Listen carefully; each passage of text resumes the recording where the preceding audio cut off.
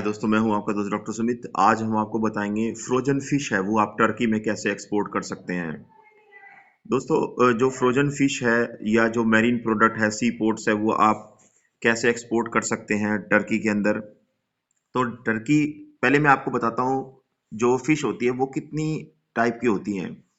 एक तो फिश होती है दोस्तों फ्रेश वाटर फिश, और एक होती है salty water. Fresh water fish वो फिश होती है जो हम अपने पॉन्ड में जो हम ग्रो करते हैं, जो हम सीड्स में फिश के सीड्स डालते हैं, उससे हम ग्रो करते हैं, ये फ्रेश वाटर फिश होती है। और दूसरी फिश होती है जो हम ओशन या समुद्रों से पकड़ते हैं, महासागरों से पकड़ते हैं, ओशन से, सी से पकड़ते हैं, ये फिश होती है। तो बेसिकली ये दो कैटेगरी होती हैं।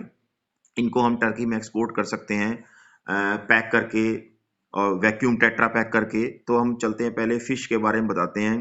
जो टाइप ऑफ फिश है वो दोस्तों कैट फिश है। सेकंड है लार्ज माउथ बास फिश। रोहू फिश है। रोहू और मंगूर जो दो तरह की फिश हैं, ये फ्रेश वाटर फिश है। थर्ड जो है स्ट्रिप्ड बास फिश है। ये मैंने आपको बताई, कैट फिश, रोहू फिश, मंगूर फिश, लार्ज माउथ बास फिश और स्ट्रैप फिश, ये फ्रेश वाटर फिश है।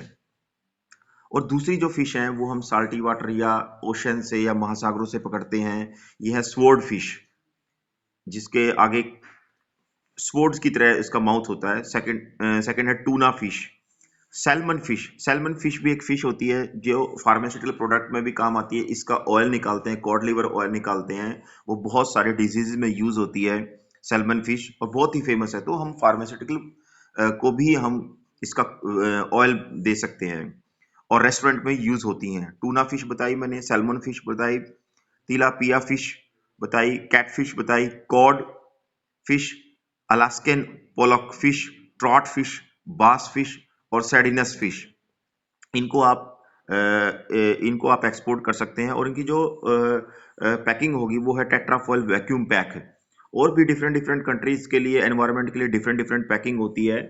ये इस पैकिंग के बारे में आप, एक इंस्टीट्यूट है आईआईपी, वहां से आप इसको पता कर सकते हैं। तो ये आपको बहुत अच्छा गाइडेंस करेंगे कि कैसे में पैक करनी चाहिए। अब टर्की के बारे में बताऊं दोस्तों, टर्की की जो कैपिटल है वो अंकारा है। टर्की एक यूरेशियन कंट्री है, मतलब इसका कुछ पार्ट एशिया में और कुछ पार्ट यूरोप में पड़ता है। तो आप अ, यहाँ पे दोस्तों एशिया के, यूरोप के और नॉर्थ अफ्रीका के बहुत सारे बिजनेसमैन आते हैं। तो इसका जो एशिया में पार्ट पड़ता है उसको कहते हैं अंतोलिया, और जो यूरोप में पार्ट पड़ता है उसको कहते हैं थ्रेस। तो दोस्तों, आप यहाँ पे अपना एक ऑफिस भी खोल सकते हैं। ऑफिस खोलने का मैं तरीका बता रहा हूँ, बड़े ध्यान से सुने। पहले मैं इसके थोड़े से बता रहा हूँ जनरल जो चीजें हैं। करेंसीज की लीरा है, लैंग्वेज इसकी टर्किश है, और कॉलिंग कोड 90 है। अब आप वहां पे एक स्टे करने के लिए, रहने के लिए, आप एक रेड टीआरपी कार्ड बना सकते हैं। टीआरपी कार्ड की जो फुल फॉर्म होती है वो है residence temporary, temporary residence permit, TRP red बनवाने के बाद आप वहां पे स्टे कर सकते हैं, आप वहां का एनवायरनमेंट चेक कर सकते हैं, और आप अपने बिजनेस को फाइंड कर सकते हैं, मतलब बायर कहाँ मिलेंगे। दोस्तों, सबसे इंपॉर्टेंट चीज है किसी भी बिजनेस को बहुत ज़्यादा ग्रो करने के लिए, जिस भी कंट्री को आप एक्सपोर्ट करना चाहते हो उस कंट्री में आप एक ऑफिस खोलें। अगर ऑफिस खोलने का बजट नहीं है तो आप एक वहाँ रिप्रेजेंटेटिव रख दें, जो आपके कमीशन के बेस पे आपके लिए बिजनेस लेके आए और आपके डेलीगेट्स की तरह काम करे।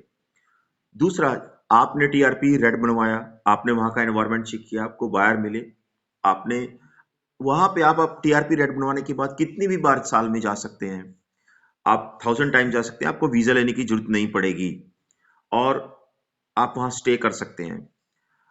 उसके बाद ये हर साल 5 साल के लिए आप एक्सटेंड कर सकते हैं। हर साल 1 साल के बाद फिर एक्सटेंड कर दीजिए टीआरपी रेड को।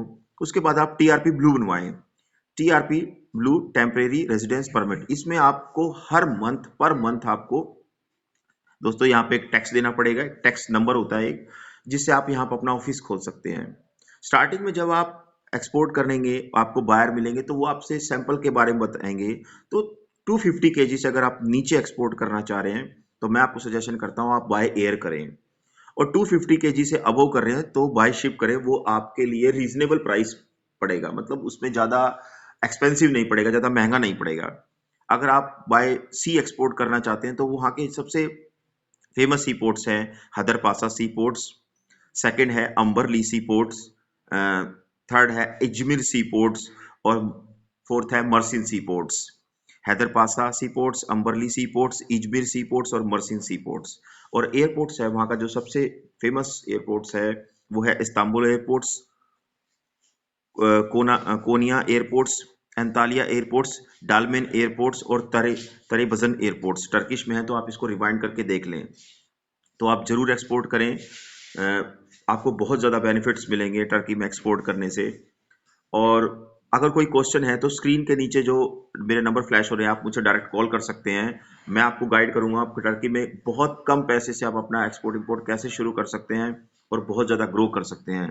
जरूर आप टर्की में एक्सपोर्ट करिए। टर्की में एक्सपोर्ट करने का और ऑफिस खोलने का सबसे बेस्ट मैं इसलिए मानता हूं क्योंकि टर्की में एशिया के, यूरोप के और अफ्रीका, नॉर्थ अफ्रीका के बहुत सारे बायर आते हैं। तो आपको हर जगह जाने की जरूरत नहीं है। आपको एक ऑफिस खोलिए या आप वहां पे कई बार विजिट कर सकते हैं और जैसा कि मैंने बताया टीआरपी रेट बनवा के आप वहां पे स्टे कर सकते हैं 1 साल के लिए और हर साल आप रिन्यू कर सकते हैं उसको 5 साल के लिए। और टर्की में ब्लू कार्ड बनवाने के बाद हर महीने आपको एक टैक्स हर महीने आपको एक टैक्स नंबर मिलता है और हर महीने आपको टैक्स पे करके भी आप वहां पे अपना बिजनेस बढ़ा सकते हैं। और जो स्क्रीन पे नंबर फ्लैश हो रहे हैं डायरेक्ट मुझसे कॉल कर सकते हैं, मैं आपको गाइड करूंगा और आप बहुत कम पैसे से एक्सपोर्ट इंपोर्ट कैसे शुरू कर सकते हैं वो मैं आपको बताऊंगा। तो आप मुझे डायरेक्ट कॉल भी कर सकते हैं। Thank you very much.